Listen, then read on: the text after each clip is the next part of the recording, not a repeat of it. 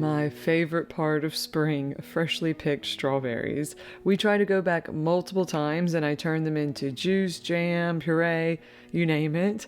I'm leaning into very simple but delicious spring-inspired meals now.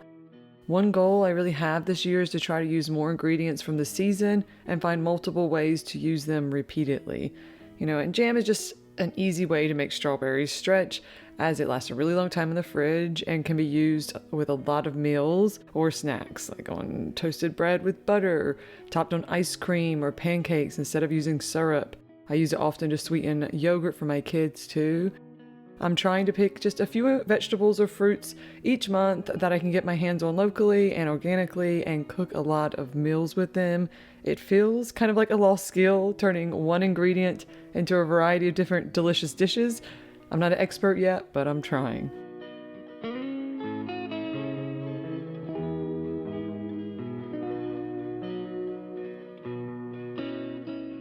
In an attempt to use more of this jam, I flavored our pancakes with it, with a bit of cinnamon and cloves. Next time though, I think I'm just going to mix the jam directly in with the wet ingredients when I throw these sourdough pancakes together the night before. I make these on repeat. If you've been watching, I made them multiple times. I just love that they are whole wheat and that I can mix them up the night before. It allows for fermentation and a quicker breakfast.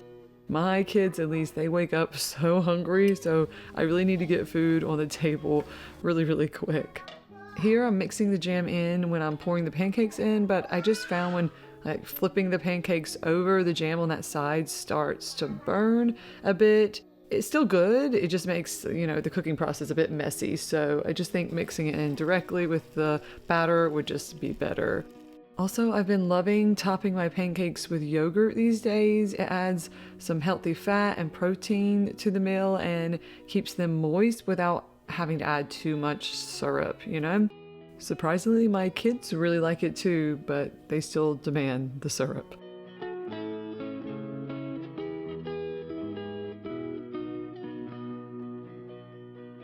I was so happy when Quince reached out about a gifted partnership. I have loved this brand for a while. They are almost like redefining luxury by providing really high quality essentials at accessible prices, which is great. Everything's just so expensive and normal retail is almost impossible now. They believe in making premium fashion products, home goods, and wellness products accessible to a lot more people, but without compromising on quality, which is important. I originally found them through clothing. I have a few of their cashmere sweaters. They're really comfortable, love them in winter. It's first time buying a dress and I absolutely love it. I think it's actually gorgeous and it fits so well. It's 100% European linen and that's just so nice in the summer. I can already tell it's a lot more lightweight than in my cotton dresses and it's a true midi, which is good going into the summer. I can wear a bra under it, no problem without that showing, so I really love that. Ever since decluttering my closet massively, I've got a video on that I'll link. So good, I feel amazing, but I've been trying to only buy natural fibers since then and only bringing that into my closet. I almost feel like this is like a Hill House type of style dress, but more casual, which I love. I will say I'm usually in between small or medium. This is a medium and it fits great, so keep that in mind. I also can't get a dress without getting socks. I love wearing socks even with all my dresses throughout even the summer. It's just so much more comfortable walking around on these hardwood floors with socks on, and these are a nice cashmere. I don't know if you can see them, but they've got a nice scrunch to them. They're a beautiful color. They go with all my dresses and just the coziest pair. My sock habit is a little bit of a problem though, because now my oldest always wants to wear socks, but he's like a Tasmanian devil running around here and that's a little too slippery, but hopefully no more bad falls. He's had one. I got this nice candle, Cote Marine. It smells just like summer cottage. It's strong, but not too strong, and it is made with a natural wax. I can't remember if it's soy, and a cotton wick, which is good, not too expensive, and it burns really nicely around. We had this big set of like knives that I had from like a long time ago that I used for also the steak knives from that, but I gave them away because I just don't use most of the knives in there. I've been looking for some steak knives. I just love this French brand. I think they're so beautiful, lightweight, which I actually really like, and they're known to be really, really sharp. And I just love that they're not so bulky and they won't take up too much space in our drawers either. I think I'm just gonna, once I wash them, you do have to hand wash them, put them back in this. That's a nice way to keep them. I've been looking for a natural fiber like cotton blanket to go on our couch too. Our other ones were looking horrible. My son actually referred to it as his dirt blanket. It was looking that bad. We always cuddle up like with some books when I always try to make it cozy when we're reading our books. And it's just nice to have a nicer one. It's beautiful color and a cotton one because the kids love playing in these.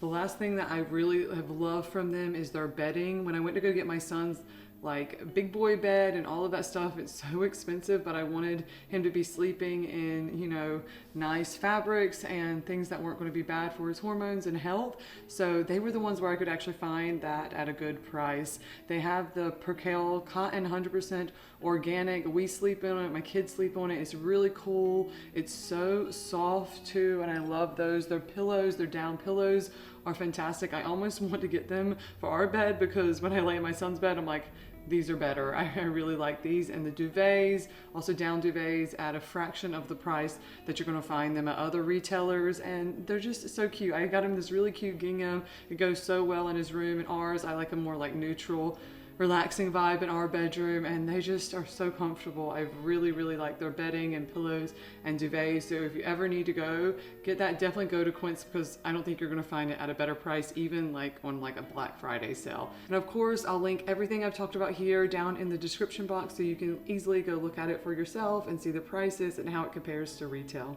All right, back to the kitchen. Tonight we're gonna have a really, really quick and easy chicken pasta salad. A little bit different than the normal ones. It's made with olive oil and a lot of balsamic, and just gonna marinate the chicken now. I'm gonna cut this in strips so it's really easy to cook this afternoon and let it marinate in the like almost dressing, I guess, that also goes in the pasta salad. Makes this chicken really, really good. To help this defrost, it's not quite defrosted. Chicken thighs would also be great here, or tenderloins if you have them. I never buy tenderloins separate because I just find I'll just cut the chicken breast if that's what I want, and it keeps down on what we have to keep in the freezer, a little bit more versatile. And kitchen shears are essential to that. No dirty cutting board either. The longer you marinate the chicken, the better. So you could easily do this early in the morning or late at night and make for a really, you know, simple dinner the night of. I'm just gonna throw the marinade or kind of dressing in this bowl, add some to the chicken. I do like to add a little bit of honey to this recipe or maple syrup just to sweeten it a touch. I feel like the sweetness is nice with all the vinegar that's in it.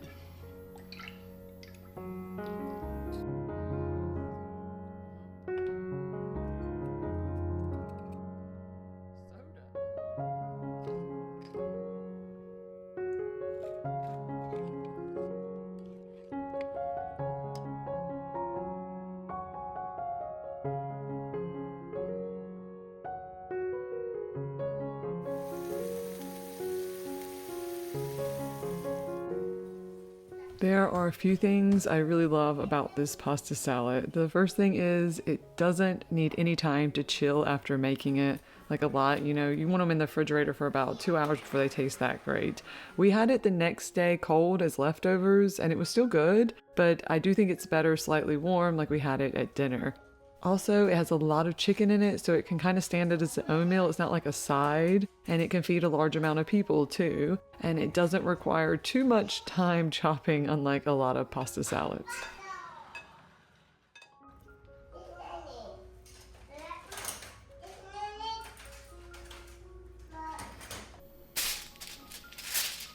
I'm gonna try flattening the chicken to help it cook a little quicker because we don't have that much time today.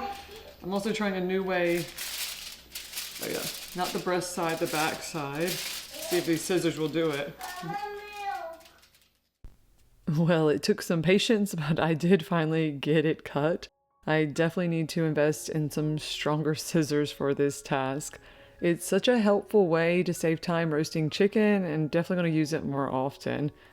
To help create a more flavorful chicken, I put a generous amount of salt on both sides and let that sink in while letting it come to room temperature. So it took about an hour for this to come to room temperature and let the salt penetrate. That salt penetrating really makes a difference in the flavor of the bird. So now I just rubbed a lot of olive oil on top, and I'm gonna put it pretty high. I think I've got it on 430 for 15 to 20 minutes, just to let the skin kind of get brown a little bit and crispy just slightly. And then I'm gonna top it with this kind of like creamy garlic top mixture on top with a little bit of red wine. I'm just trying to find other ways to cook a roast chicken because I love it. It's really easy, simple. You can kind of do other things throughout the afternoon without spending too much time in the kitchen, but you kind of get tired of just like a roasted chicken with some herbs on it. So I hope the family likes this one. I'm looking forward to it. I love roasted chicken, but sometimes you kind of just want a sauce with it. And never have time to make the chicken a side and a sauce. That's rare. So I love that this sauce is kind of made and cooked with the chicken. It's just cream. I'm gonna try to get all the cream out of there.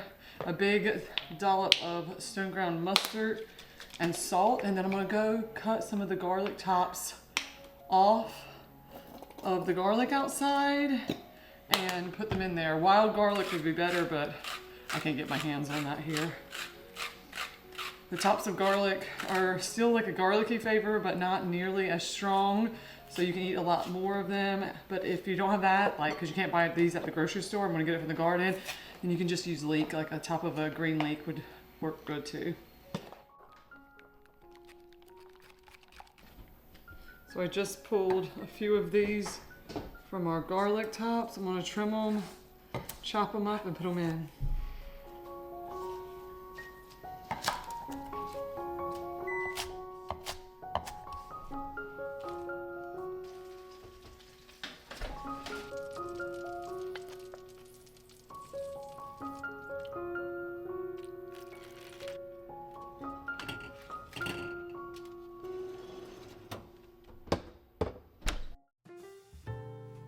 With most of dinner cooking and in the oven, that feels great. It gave us some time to go outside and enjoy the sun and harvest some more of our spring plants to make room for the summer plants I need to get in the ground.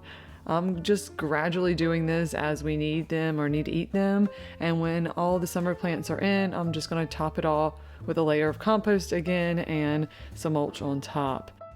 3 spinach plants were left, and I'll use them with leftovers tomorrow. I'm planting 2 heirloom tomato plants in the back and 1 cherry tomato plant in the corner. They get really big, so are better in the back of the bed. To keep pests away, I really like to place a few herbs on the edge and a marigold here or there. The parsley grew huge and I'm gonna need to replant that. I found herbs are just super easy to grow, so it's better to not waste raised bed garden space on them. I just keep them in separate pots around the raised bed, as they do help keep bugs away. They're actually a great way of repelling them. And as I just gradually need the lettuce in the kitchen, I'm just gonna pull it and replace with some sweet pepper plants.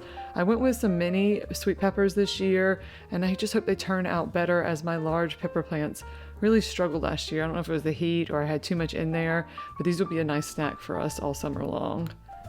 Alongside here on the edge, I always like to put cucumbers, but I've been letting green onions grow here in the spring. I just kind of, when I have used them in the kitchen, I'll stick the white part in here and just let them grow. They'll regrow beautifully, and they also help keep bugs away. I'll stick them just randomly back around the garden until I need them in a dish or something. It's so nice to have green onions just growing, and I want to try to keep that going consistently this year. So glad to get some of those plants in the ground, and it leaves just enough time to get back inside to boil some potatoes and asparagus to go with this delicious chicken. I got this recipe idea from Julius Roberts on Instagram. I absolutely love his cooking. He always uses very seasonal ingredients from his farm, and the meals are super delicious and simple, kind of like back to the basics. When the potatoes are fork tender, I just throw the asparagus in for a few minutes, drain and top with lemon juice, really good olive oil, and salt and pepper. A little cream sauce from the chicken on top helps this come all together. I get a migraine about once a year, and of course it had to happen tonight, so I didn't get a great shot of the chicken. However, this was super delicious. Regular roasted chicken just doesn't compare. I guess like what can beat cream. And the best part is the leftovers made a super easy dinner the next night that felt like a new meal. I just warmed the leftover sauce and vegetables up and mixed that with some egg noodles. I didn't want all that fresh, nutritious spinach going to waste either, so I made a quick side by steaming the spinach in some olive oil and garlic. It's my favorite way to eat spinach. I usually add a bit of cream to the steamed spinach, but the pasta already provided that tonight.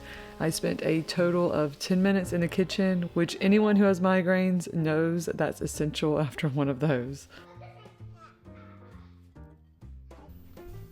I love tortillas, but they do take a little time. You need to mix them before, let them rest, and then roll them out separately, and then of course fry them on a pan. So I saw this like recipe on Instagram for oat sort of wraps, which I wanted to use in some egg wraps, you know, great for breakfast, lunch, or dinner, or just to make sandwiches. And this is just a really simple way of making a wrap compared to tortillas. So I'm curious how it actually goes. Taking you along for the ride. It's 170 grams of oats. Here are this is my flour. Oops. I'm gonna get all my Azure Standard things put away in some new containers because all the bags look the same. But I got a really good deal in oats at Azure Standard.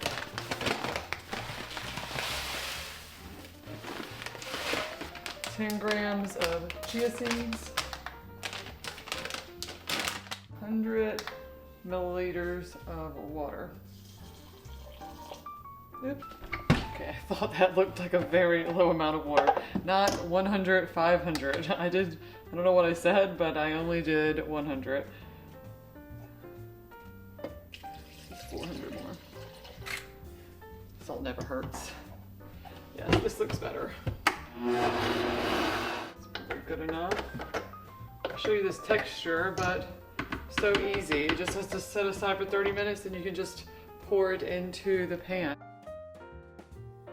All right, these have been resting for a little, maybe 40 minutes more like. I don't know that it matters too much. I'm just gonna spread some oil on the pan, and yeah, it's like almost like a pancake-like consistency, so that's great. I've got it on like a medium-low. My stovetop does run a little hot. Just gonna spread this on and flip them over when they look a little brown.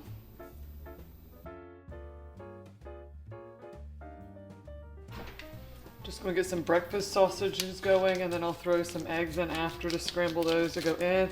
I'm gonna top it with some avocado like feta for us adults, and maybe some like chili flakes. I don't really know when to flip these, but they're starting to look a little kind of hard, almost like corn pancakes. Like, oh yeah, so they just like start moving. See that moving? You think I could flip it? No, I don't have those skills yet. Big spatula and flip this over.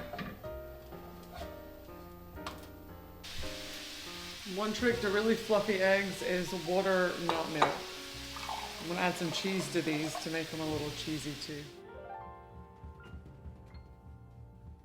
These oat wraps, they were good, or decent, but I'm not in love. They have this really nice soft texture and they cook easily, but I think they could use some more flavor.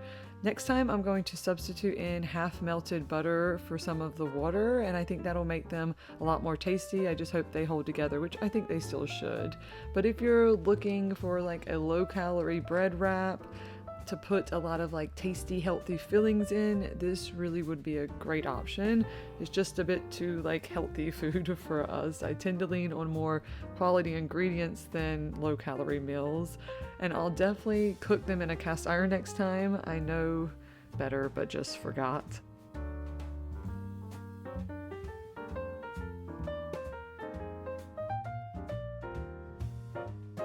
Well, I hope you got a few seasonal meals for your kitchen this week. Thanks for watching, and don't forget to follow along for more. Take care.